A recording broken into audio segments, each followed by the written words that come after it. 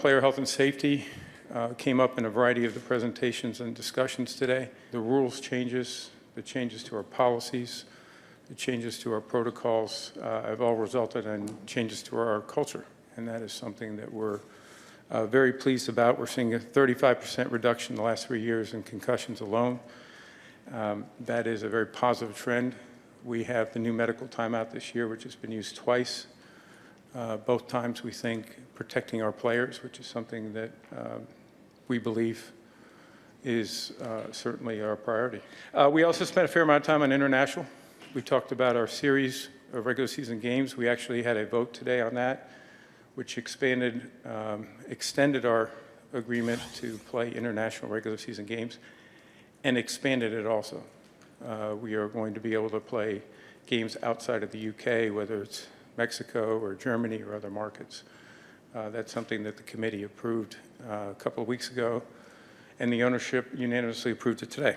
We spent a great deal of time this afternoon discussing the status of our 3 teams that have San Diego, St. Louis, and Oakland. And then we talked about the LA projects themselves, our relocation policies and how important that is to not just the communities where these teams reside, but also our fans.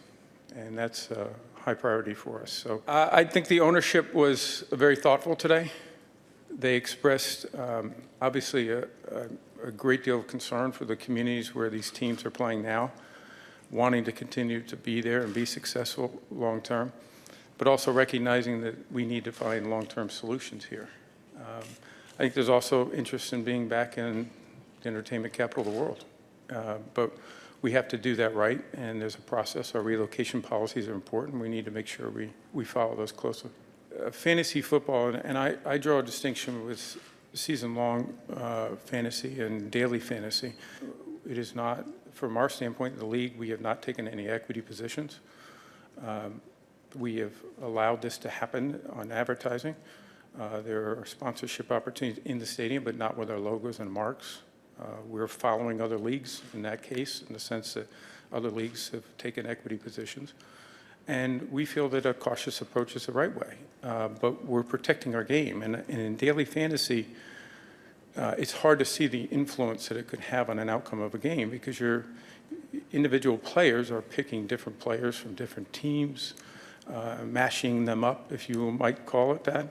And it's not based on the outcome of a game, which is what our biggest concern is with sports betting. So our position continues to be that way. But we recognize some states consider it legal and some don't. We'll follow that law and make sure we do. I think the most important thing we're trying to ascertain is that the balls in play are within the regulations that were established.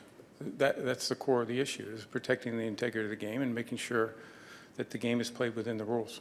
We're a game of rules, and the rules need to be followed by everyone. And the number one objective there is to make sure that those rules are being followed.